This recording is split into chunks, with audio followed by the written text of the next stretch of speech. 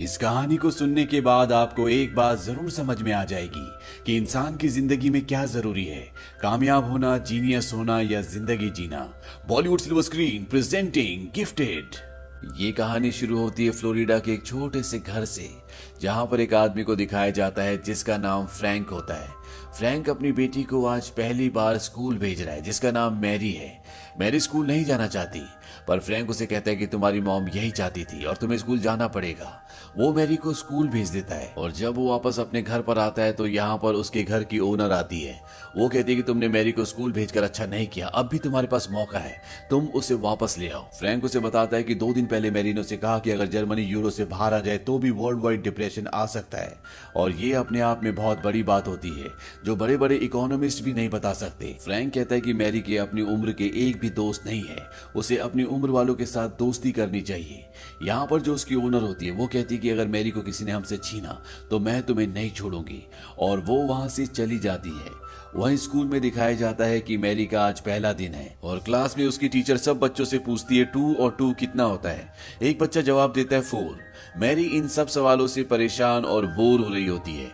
इसके बाद उसकी टीचर पूछती है 3 + 3 कितना होता है। मैरी पूछती है कैसा स्कूल है, सबको पता है इसका आंसर 6 है। उसकी टीचर कहती है कि यहाँ का एक रूल है, जब किसी बच्चे का नाम लिया जाए तभी वो जवाब देगा। और इसके बाद मैरी की टीचर उसे खड़ा करके पूछती है चलो तुम बताओ 9 + 8 कितना होता है। मैरी तुरंत जवाब देती है 17। उसकी टीचर कहती है हाँ सही है, अब ये बताओ 15 + 17 कितना होता है। मैरी कहती है 32। उसकी टीचर को लगता है कि ये आसान था, इसीलिए उसने जल्दी बता दिया। वो पूछती है 57 + 1 35 कितना होता है। मैरी तुरंत जवाब दे देती है 192। ये सुनकर उसकी टीचर को थोड़ा सा अजीब लगता है, इसीलिए अब वो उससे टफ क्वेश्चन पूछती है। वो कहती है बताओ 57 × 135 कितना होता है। मैरी थोड़ी देर सोचती है और जवाब देती है 7695। और ये जवाब सुनकर उसकी टीचर कैलकुलेटर निकालकर जब कैलकुलेट करती है तो मैरी का आंसर बिल्कुल ठीक होता है। मैरी यहाँ पर इसका स्क्वायर रूट भी बता देती है। वो कहती है 87.7, जो कि सही आंसर होता है। मैरी की टीचर हैरान होती है कि मैरी ने किया तो किया कैसे। कुछ देर बाद मैरी की प्रिंसिपल सब बच्चों से मिलने के लिए आती है। मैरी अपनी प्रिंसिपल से बोलती है क्या कोई फ्रैंक को यहाँ पर बुला सकता है, क्योंकि मैं इस नर्क में एक पल भी नहीं रहना चाहती। कुछ देर बाद फ्रैंक जब मैरी को स्कूल से ले जा रहा होता है तो वहां पर उसकी टीचर मिस स्टीवनसन और एक और टीचर खड़ी होती है। दूसरी टीचर मिस स्टीवनसन को बताती है कि मैरी के डैड हर फ्राइडे को बार में आते, मैंने उन्हें कई बार वहां पर देखा है, लेकिन ये उदास रहते हैं। मैरी की टीचर मिस स्टीवनसन भागते हुए उनके पीछे जाती है। वो फ्रैंक को रोक कर बताती है कि आपकी बेटी गिफ्टेड है, आज उसने मैथ्स के ऐसे ऐसे सवालों के जवाब दिए जो एक 7 साल के बच्चे के लिए बहुत मुश्किल है। फ्रैंक कहता है ऐसा कुछ भी नहीं है, ये सिर्फ एक ट्रिक है जिसे ट्रैक्टनबर्ग मेथड कहा जाता है। वो 7 सालों तक नाजी कॉन्सेंट्रेशन कैंप में थे और वहां पर उन्होंने इस तरीके को इजाद किया था। ये कहकर फ्रैंक मैरी को लेकर वहां से निकल जाता है। वो उसे बीच पर लेकर जाता है। फ्रैंक मैरी से नाराज होता है क्योंकि उसने अपनी प्रिंसिपल से बदतमीजी की। मैरी कहती है मैं आगे से ऐसा नहीं करूंगी। फ्रैंक उसे ये भी कहता है कि तुम्हें शो ऑफ करने की कोई जरूरत नहीं है। वहीं दूसरी तरफ मैरी की टीचर मिस स्टीवनसन को दिखाया जाता है जो उस तरीके के बारे में इंटरनेट पर पढ़ रही होती है जो उसे फ्रैंक ने बताया था, यानी कि ट्रैक्टनबर्ग मेथड, पर उसे इस मेथड के बारे में कुछ भी समझ नहीं आता। अब अगले दिन यहाँ सब बच्चों का टेस्ट होता है और जब मैरी को उसका टेस्ट पेपर दिया जाता है तो वो उसे चंद ही मिनटों में सॉल्व कर देती है। मिस स्टीवनसन कहती है कि मुझे पता था कि तुम ऐसे ही करोगी, और वो उसे एक हार्ड क्वेश्चन पेपर देती है, पर वो भी मैरी कुछ ही देर में हल कर देती है। यहाँ पर मिस स्टीवनसन को समझ में आ चुका है कि मैरी का दिमाग नॉर्मल बच्चों से बहुत अलग है। उसका दिमाग गिफ्टेड है, वो जीनियस है। और अब वो मैरी के पिता फ्रैंक एडलर के बारे में इंटरनेट पर गूगल पर सर्च करती है। वो टाइप करती है फ्रैंक एडलर मैथमेटिशियन, पर उसे कोई भी रिजल्ट नहीं मिलता। पर यहाँ पर एक दूसरा नाम सामने आता है। ये नाम होता है डिएन एडलर मैथमेटिशियन, और जब वो उसके बारे में पढ़ती है तो उसमें लिखा होता है कि ये एक जीनियस थी, पर इसने सुसाइड कर ली। उसकी एक बेटी भी थी जिसे अब उसका भाई फ्रैंक पालता है, यानी कि मैरी फ्रैंक की बेटी नहीं बल्कि उसकी भांजी है, यानी कि वो उसकी बहन की बेटी है। मिस स्टीवनसन ये सब जानने के बाद फ्रैंक से मिलने के लिए उस बार में जाती है जहां पर वो हर फ्राइडे को जाता है। ये दोनों एक साथ ड्रिंक पीते हैं और और वहाँ पर फ्रैंक बताता है कि जब मैरी 6 महीने की थी तो एक रात को मेरी बहन मेरे घर पर आई। वो मुझसे कुछ बात करना चाहती थी, पर उस रात को मुझे डिनर पर जाना था और जब मैं डिनर से वापस आया तो मैंने देखा कि मेरी बहन ने सुसाइड कर लिया। पिछले 6.5 सालों से मैरी और मैं एक साथ हैं। मैरी के डैड ने कभी उसे देखा भी नहीं क्योंकि वो इंसान मेरी बहन को 1 महीने में छोड़कर चला गया था। फ्रैंक स्टीवनसन को ये भी बताता है कि उसकी मॉम ने उसकी बहन को घर से निकाल दिया था जब वो प्रेग्नेंट थी, क्योंकि उसकी मॉम को उसकी बहन को लेकर कुछ और प्लान्स थे, इसीलिए वो उनके प्लान्स में फिट नहीं हुई। अब अगले दिन स्कूल बस में दिखाया जाता है कि मैरी की क्लास का एक बच्चा एक मॉडल एक प्रोजेक्ट बनाकर ला रहा होता है। तभी एक बड़ी क्लास का बच्चा जानबूझकर उसे गिरा देता, उसे परेशान करने लगता है। इस बात से मैरी को गुस्सा आता है और वो भागते हुए उसकी तरफ जाती है और अपनी बुक उसकी नाक पर मारती है। उस बच्चे की मॉम उसे स्कूल से वापस ले जाती है जिसकी नाक से खून निकल रहा होता है। फ्रैंक ये देख लेता है और वो मैरी के पास जाता है, लेकिन वो मैरी को डांटता नहीं है और प्रिंसिपल के पास जाता है। प्रिंसिपल कहती है कि इस बात के लिए मैरी को निकाला जा सकता है। फ्रैंक कहता है कि ये उसकी पहली गलती है, वैसे भी उसने लड़ाई एक बच्चे को बचाने के लिए की जिसको वो लड़का परेशान कर रहा था। यहाँ पर प्रिंसिपल कहती है कि मुझे पता चला है कि आपकी बच्ची एक्स्ट्रा ऑर्डिनरी है, वो बहुत टैलेंटेड है, उसके अंदर ऐसी खूबियां हैं जो हमारे स्कूल की पढ़ाई उसे कभी नहीं पढ़ा सकती। एक स्कूल है जिसका नाम ओक्स है, वहाँ के प्रिंसिपल मेरे दोस्त हैं, अगर आप चाहो तो हम वहाँ पर मैरी का एडमिशन करवा सकते हैं। फ्रैंक कहता है कि मैंने पता किया था लेकिन वहाँ की फीस $30,000 है जो मैं अफोर्ड नहीं कर सकता। प्रिंसिपल कहती है कि मैं उसे स्कॉलरशिप दिला सकती हूँ, पर फ्रैंक मना कर देता है। वो कहता है कि मैं नहीं चाहता कि मैरी को ये लगे कि वो दूसरों से अलग है, मैं चाहता हूँ कि वो इसी स्कूल में पढ़े। हालांकि जो स्कूल बस में आज हुआ वो बिल्कुल सही नहीं था, पर अगर आप इसे दूसरे नजरिए से देखें तो एक 12 साल का बच्चा जो 7 साल के बच्चे को परेशान कर रहा था, मैरी ने उसके खिलाफ आवाज उठाई और ये मेरे लिए बहुत मायने रखता है। मैं जानता हूँ किसी पर हाथ उठाना गलत है, इसके लिए मैरी को डांट भी पड़ेगी, पर मुझे मैरी पर फक्र है। फ्रैंक के जाने के बाद प्रिंसिपल बोलती है कि मैरी की सारी डिटेल्स निकालो। फ्रैंक और मैरी जब घर पहुंचते हैं तो मैरी देखती है कि उनके दरवाजे पर एक लेडी खड़ी होती है और जब वो फ्रैंक से पूछती है कि वो कौन है, फ्रैंक कहता है कि वो तुम्हारी नानी है। दरअसल आज पहली बार फ्रैंक की मॉम यानी मैरी की नानी उससे मिलने के लिए आई है। वो उसके लिए एक लैपटॉप भी लाती है। वो कुछ किताबों के नाम लेती है, वो कहती है कि तुम इस पर पढ़ सकती हो। मैरी कहती है कि मैंने ऑलरेडी वो किताब पढ़ ली और आजकल मैं डिफरेंशियल इक्वेशंस पढ़ रही हूँ। ये सुनकर उसकी नानी बहुत खुश होती है, वो उसे और भी किताबों के बारे में बताना चाहती है ताकि वो मैथमेटिक्स ज्यादा से ज्यादा पढ़े, पर यहाँ पर उसका बेटा फ्रैंक इंटरप्ट करता है। वो कहता है कि मैरी को बहुत सारा होमवर्क करना है और कल उसे स्कूल भी जाना है, इसीलिए अब उसे सोना चाहिए। फ्रैंक की मॉम यहाँ से जाने लगती है। फ्रैंक की मॉम नहीं चाहती कि मैरी यहाँ पर रहे क्योंकि उसे अब पता चल चुका है कि वो एक जीनियस है जैसे कि उसकी बेटी थी। वो जाने से पहले फ्रैंक को कहती है कि जिस जगह तुम रह रहे हो ये मैरी के लिए बिल्कुल भी ठीक नहीं है, खास तौर पर वो स्कूल जहां पढ़ती है।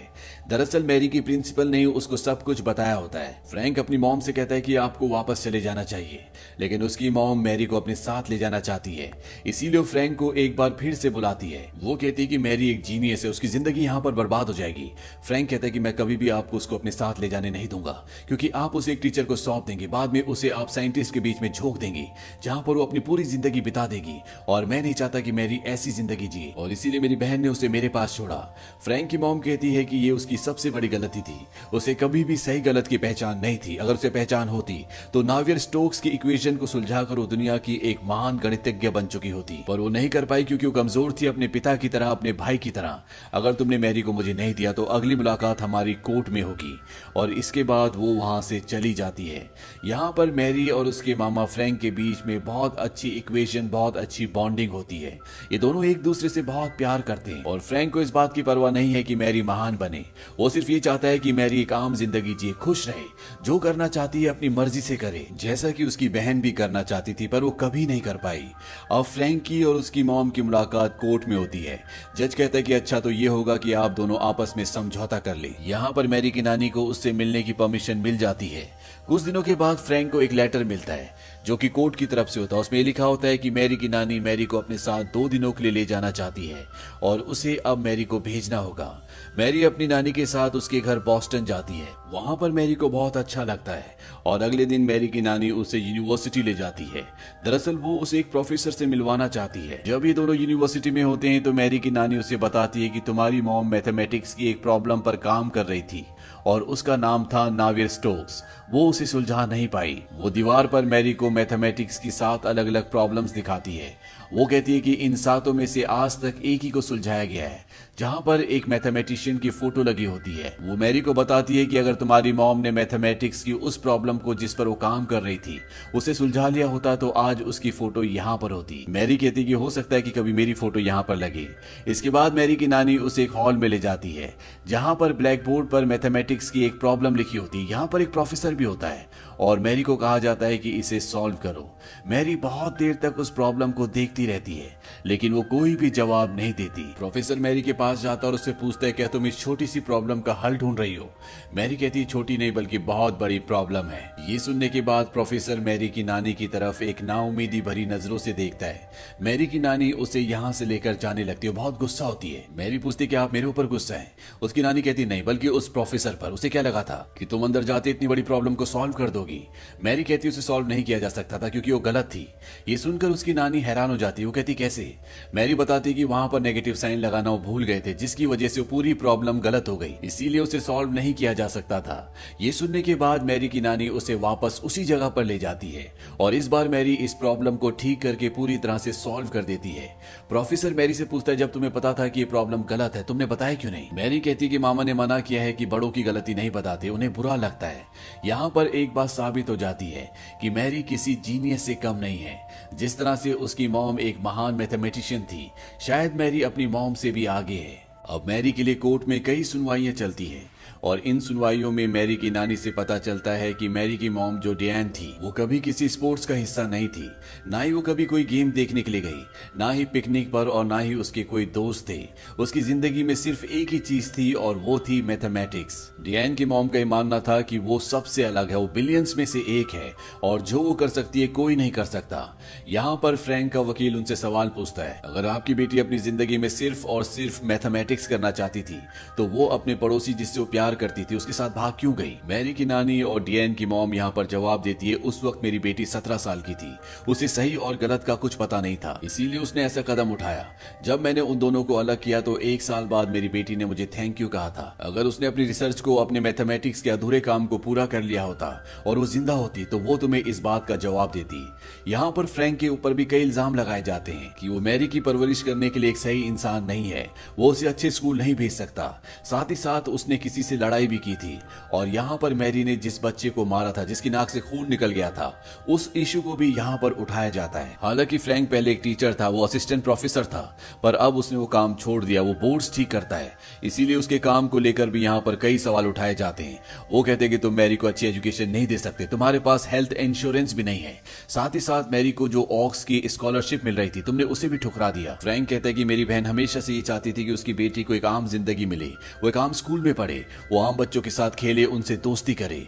जो सब उसे नहीं मिला वो सब अपनी बेटी को देना चाहती थी। यहाँ पर मैरी का पिता भी आता है और वो ये सिफारिश करता है कि मैरी को उसकी नानी को दे दिया जाए, पर उसने कभी अपनी बेटी को देखा ही नहीं था। तो कोर्ट को समझ में आ जाता है कि इसे मैरी की नानी ने यहाँ पर बुलाया है, इसीलिए उसकी बात को कोई भी तवज्जो नहीं दी जाती। हालांकि ये केस पूरी तरह से फ्रैंक के फेवर में है, लेकिन एक चीज उसके फेवर में नहीं है और वो है उसकी फाइनेंशियल कंडीशन। हो सकता है कि उसकी फाइनेंशियल कंडीशन की वजह से केस उसके पक्ष में ना जाए और मैरी को उसकी नानी को सौंप दिया जाए। वहीं मैरी की नानी को भी ये डर होता है कि बचपन से फ्रैंक ने मैरी को पाला है, इसीलिए हो सकता है कि जज उसकी कस्टडी उसे दे दे। और फ्रैंक के वकील का कॉल आता है, वो कहता है कि तुम्हारी मॉम के वकील का कॉल आया था, उसने कहा क्यों ना हम कोई बीच का रास्ता निकाल लें, मैरी की कस्टडी ना तुम्हारे पास रहेगी ना तुम्हारी मॉम के पास, उसे किसी ऐसी फैमिली को दे दिया जाए जो उसकी अच्छी केयर कर सके, जो उसे अच्छी एजुकेशन दिला सके। हालांकि फ्रैंक इस बात के लिए राजी नहीं होता, पर उसका वकील कहता है जब मैरी 12 साल की हो जाएगी तो कोर्ट में जाकर ये कह सकती है कि उसे किसके साथ रहना है, तब तक हम उसे फॉस्टर केयर के लिए दूसरे परिवार को दे देते हैं। मैंने एक परिवार से बात भी कर ली है, वो परिवार तुम्हारे घर से 25 मिनट की दूरी पर रहता है, वहां तुम्हारी मॉम भी उससे मिल सकती है और तुम जब चाहे उससे मिलने जा सकते हो। हालांकि फ्रैंक ऐसा नहीं करना चाहता, पर उसका वकील उसे बताता है कि जो जज तुम्हारे केस का फैसला करेगा मैं उसे अच्छे से जानता हूँ, उसके साथ मैंने कई केस लड़े हैं और वो फैसला तुम्हारी मॉम के पक्ष में सुनाएगा क्योंकि उनके पास पैसे हैं, वो मैरी को अच्छी जिंदगी दे सकती है। अब फ्रैंक उस परिवार से मिलने जाता है जहां पर इन्हें मैरी को भेजना है। फ्रैंक को ये परिवार अच्छा लगता है। फ्रैंक उनसे कहता है कि मैरी अपने साथ अपनी बिल्ली ला सकती है। दरअसल मैरी की एक बिल्ली होती है जिससे वो बहुत प्यार करती है। वो परिवार इस बात की मंजूरी दे देता है और अब कोर्ट की मंजूरी के साथ फ्रैंक मैरी को उस परिवार के पास छोड़ने के लिए जाता है। हालांकि मैरी वहां नहीं रहना चाहती। वो फ्रैंक से कहती कि तुमने मुझसे वादा किया था कि तुम हमेशा मुझे अपने साथ रखोगे, पर अब फ्रैंक मजबूर है। वो मैरी को समझाने की कोशिश करता है।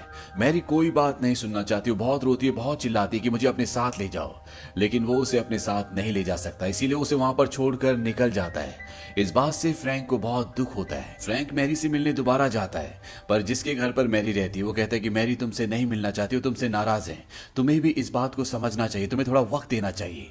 फ्रैंक वहां से वापस चला जाता है। अब एक दिन मैरी की टीचर मिस स्टीवनसन को बिल्ली को अडॉप्ट करने का एक ऐड दिखता है, और ये बिल्ली और कोई नहीं बल्कि मैरी की बिल्ली फ्रेड होती है। स्टीवनसन इस ऐड का फोटो खींचकर फ्रैंक को भेज देती है। फ्रैंक उस जगह जाता है जहां पर बिल्ली होती है। वो उनसे पूछता है कि इस बिल्ली को यहाँ पर कौन लेकर आया। वो बताते हैं कि एक लेडी यहाँ पर इस बिल्ली को छोड़ने के लिए आई थी, उसने कहा था कि उसे बिल्लियों से एलर्जी है। यहाँ पर फ्रैंक समझ जाता है कि वो लेडी और कोई नहीं बल्कि उसकी मॉम है, क्योंकि उसकी मॉम को बिल्लियों से एलर्जी है। वो अपनी मॉम की पूरी चालाकी समझ जाता है और अब वो उस घर में जाता है जहां पर उसने मैरी को छोड़ा था। वहां वो देखता है गेस्ट हाउस में उसकी मॉम, मैरी और एक मैथमेटिक्स का टीचर होता है जो चारों तरफ किताबों से घिरे हुए होते हैं। वो मैरी को कहता है चलो मेरे साथ, लेकिन मैरी अपने मामा से नाराज है, वो बाहर भाग जाती है। फ्रैंक मैरी के पीछे जाने से पहले अपनी मॉम को एक नोटबुक देता है। वो कहता है कि आपको इसे देखना चाहिए। इसके बाद वो बाहर मैरी के पास जाता है। मैरी फ्रैंक से बहुत नाराज होती है क्योंकि फ्रैंक ने मैरी से वादा किया था कि वो उसे अपने से कभी भी दूर नहीं करेगा, इसीलिए फ्रैंक को बहुत मारती है। पर फ्रैंक उसे मना लेता है। साथ ही साथ वो उसे ये भी बताता है कि फ्रेड यानी कि तुम्हारी बिल्ली अब मेरे पास है, वो घर पर खेल रही है और तुम्हारा इंतजार कर रही है। फ्रैंक एक बार फिर से अंदर अपनी मॉम के पास जाता है जहां उसके हाथ में वो नोटबुक होती है जो फ्रैंक ने उसे दी थी। उस नोटबुक में लिखा होता है कि उसकी बहन डियान ने अपनी रिसर्च को, अपनी थीसिस को पूरा कर लिया था, यानी कि मैथमेटिक्स की जिस प्रॉब्लम को सुलझाना चाहती थी वो उसने सुलझा ली थी। पर फ्रैंक की मॉम को इस बात पर यकीन नहीं होता। वो कहती कि अगर डियान ने किया होता तो सबको बताती, दुनिया के सामने इस बात को लाती। फ्रैंक उन्हें बताता है कि डियान ने मुझसे वादा लिया था कि इन नोट्स को मैं मरने के बाद पब्लिश करूं। उसकी मॉम कहती कि उसे मरे हुए 6 साल हो चुके हैं।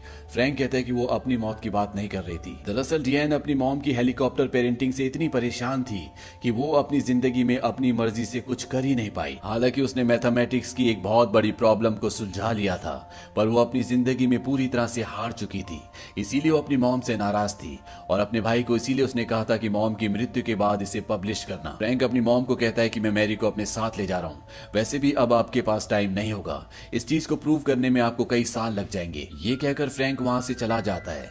यहाँ पर फ्रैंक की मॉम की आंखों में आंसू, पछतावा होता है, पर अब जिंदगी बहुत आगे निकल चुकी है। मैरी अब फ्रैंक के साथ रहती है। उसकी जिंदगी नॉर्मल बच्चों की तरह, नॉर्मल बच्चों के साथ खेलती है, पार्क में जाती है, वो हर काम करती है जो नॉर्मल बच्चे करते हैं, जो उसकी मॉम डियान ने कभी नहीं किया। साथ ही साथ वो कॉलेज लेवल की एजुकेशन भी लेती है, जहां पर लेक्चरर मिस्टर रामानुजन के कुछ कॉन्सेप्ट्स के बारे में बता रहा होता है। मिस्टर रामानुजन भारत के एक बहुत बड़े गणितज्ञ थे जिन्हें पूरी दुनिया जानती है। तो ये थी पूरी कहानी गिफ्टेड मूवी की। इस कहानी के जरिए हमें एक संदेश देने की कोशिश की गई है कि इंसान भले कितना भी जीनियस क्यों ना हो, अगर उसने अपनी जिंदगी नहीं जी तो उसकी जिंदगी के कोई मायने नहीं होते। जिस तरह से मैरी की मॉम ने अपनी थीसिस पूरी कर ली थी, उसने वो कर लिया था जो पूरी जिंदगी करना चाहती थी, फिर भी उसकी जिंदगी में कुछ नहीं बचा था, जिसके चलते उसने सुसाइड कर लिया। तो भले जिंदगी में आप कुछ भी करो, कुछ बनो या ना बनो, पर जिंदगी जीना बहुत जरूरी है। ये फिल्म सन 2017 में रिलीज हुई थी। IMDb पर इस फिल्म की रेटिंग है 7.6। इस फिल्म का बजट था $7 मिलियन और बॉक्स ऑफिस पर इसने कमाई की थी $43 मिलियन की। उम्मीद करते हैं कि ये कहानी आपको पसंद आई होगी।